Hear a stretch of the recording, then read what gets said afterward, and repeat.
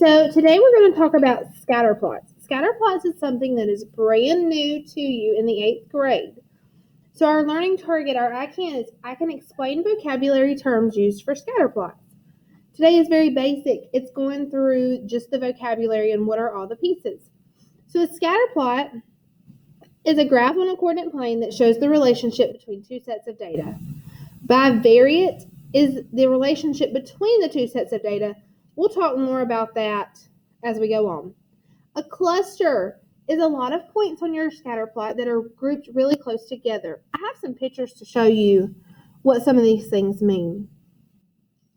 An outlier is a data point that is not associated with the rest of the data. It's different. It's the oddball.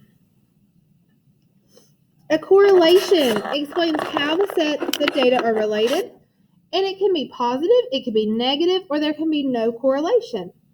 A gap is a chunk of your graph where there is no data. There are no data points. There is no information to plot there. Scatter plots can be linear or nonlinear. Remember, these are two words that we've been working on for a while now. Linear means it forms a straight line. Nonlinear is not a straight line. So if we look at some of these examples,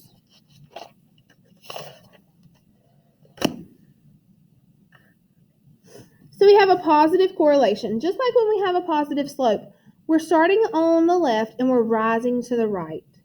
So both of your values are increasing. This one is swimsuit sales and temperature. As the temperature rises, swimsuit sales are going up. Now, you'll notice on this graph, I've used some of our vocab words to show you what things mean. There's no data points right here, and there's no data points right here. Those are considered gaps, that there's nothing there for us. Up here at the top of my graph, there's all sorts of data points, all those little black dots. That is a cluster. That's a lot of information all grouped together. Negative, just like when we had a negative slope, is going to go down from left to right. The point out here by itself is the outlier.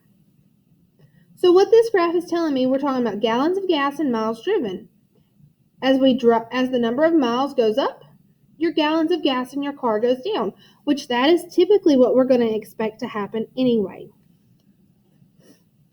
And then no correlation. Inches of rain and days of the week. The amount of rain you get on certain days of the week has no relation to each other. So my data points are all over the graph. I usually tell kids that no correlation, it looks like you have a handful of confetti. You throw it up in the air and just see where it lands. You can't control that confetti. It is all over the place. So our big things with scatter plots. No correlation. It looks like your confetti. A negative correlation is going to go down from left to right. A positive correlation is going to go up from left to right.